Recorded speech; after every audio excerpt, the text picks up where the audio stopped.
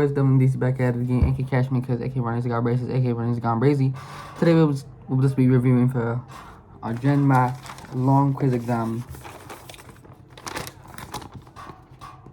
As you can see, I got 27.5 over 60. So let's just get into it. I'm just gonna start reviewing. Right. So for the true or false section, I'm gonna just write things down first for my little notes thing. Inverse functions, so 1-to-1. So not every function has an inverse, basically. You just gotta remember that. And inverse functions are all 1-to-1. That's the only thing you gotta remember. Every linear function has an inverse. Every cubic function has an inverse. But if you hear the word quadratic equation and cubic, they don't have inverses. They just don't, because they have their own kind of simplicity kind of way. So yeah. Next is horizontal graph is true. Right, that's fine. Let's just skip to the problem solving. Okay.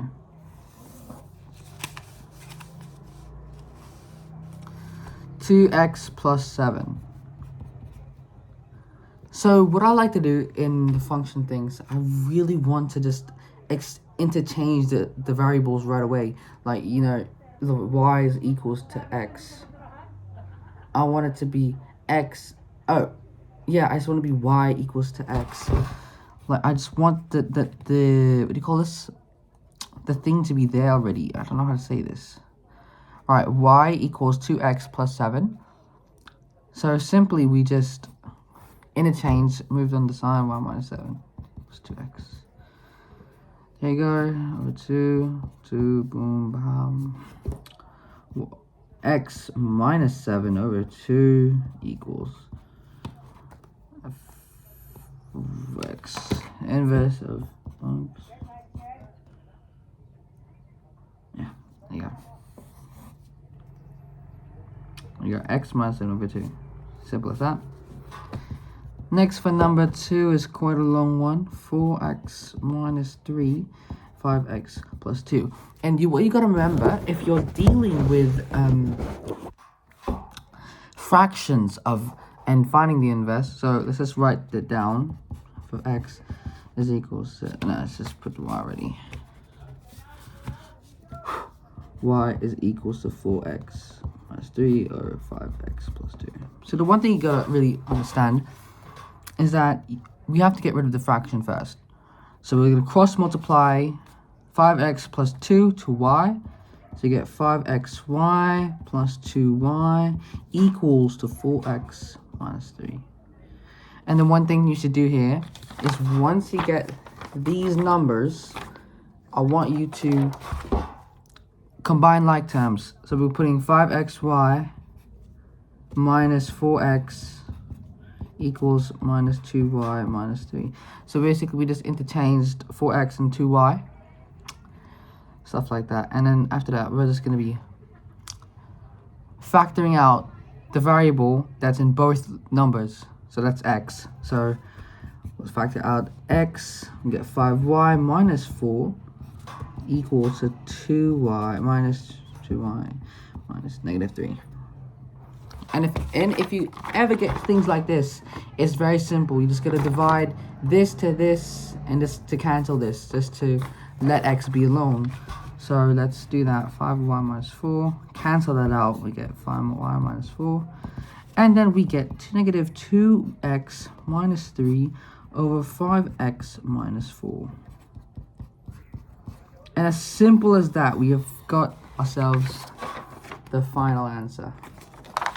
Simple as that. It's very simple. Gen Math is very simple. I think at this time, like, I was just mental block because I didn't really review these kind of things. Next, number 3 is x cubed minus 2. And the one thing that we should start with is, okay, y equals to x squared, x cubed minus 2. Is you just switch out the symbols already. What I like to do is I like to switch out the symbols, the variables, I mean. So you get y plus 2 equals x cubed. And we just square root that, but with the 3 on the top left. So boom, we get equals 3x plus 2. Simple as that. I think I did get the right answer. I just didn't interchange the variables. So there you go. Simple as that. Next is number 4. Same thing with number 2, but this time we only have one term. We only have one term for the denominator. 7x minus 3 over 3x. Y equals 7x minus 3 equals 3x. And same thing, we just cross multiply 3xy equals 7x minus 3. Combine like term, 3xy minus 7x equals to negative 3. Factor out the x, we get 3y minus 7. 3y. Boom, 3y minus 7. Cancel out 3y minus 7.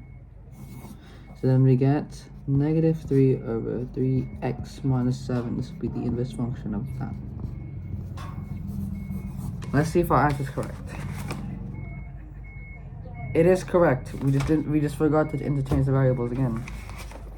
I could have got 32 or something, which is like the same score as Kirsten's, but then again, I did fail. I did make some minor mistakes, which is quite sad.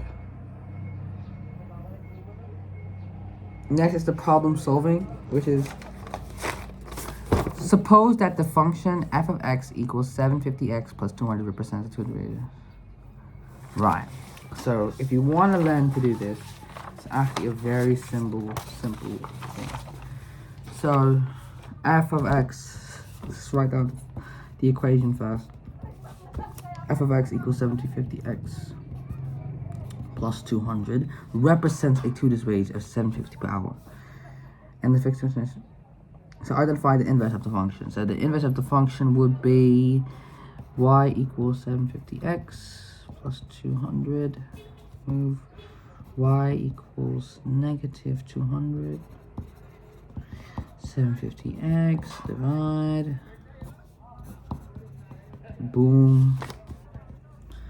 X minus 200 over 750, and this will be the inverse function. And then after that is, what does the inverse function represent? That's the one thing I haven't really gotten yet. So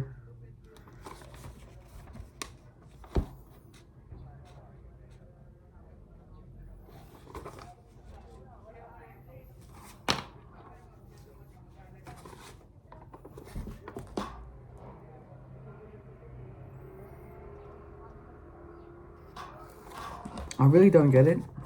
I don't know what it represents. Let's just move to 7. See me. If the 2 to the range is 4,000. Oh wait. 2 to the range. So we're saying if, depending on the hours, it depends on the hours that subtracts it to the transportation thing. So we're looking for the amount of hours in it.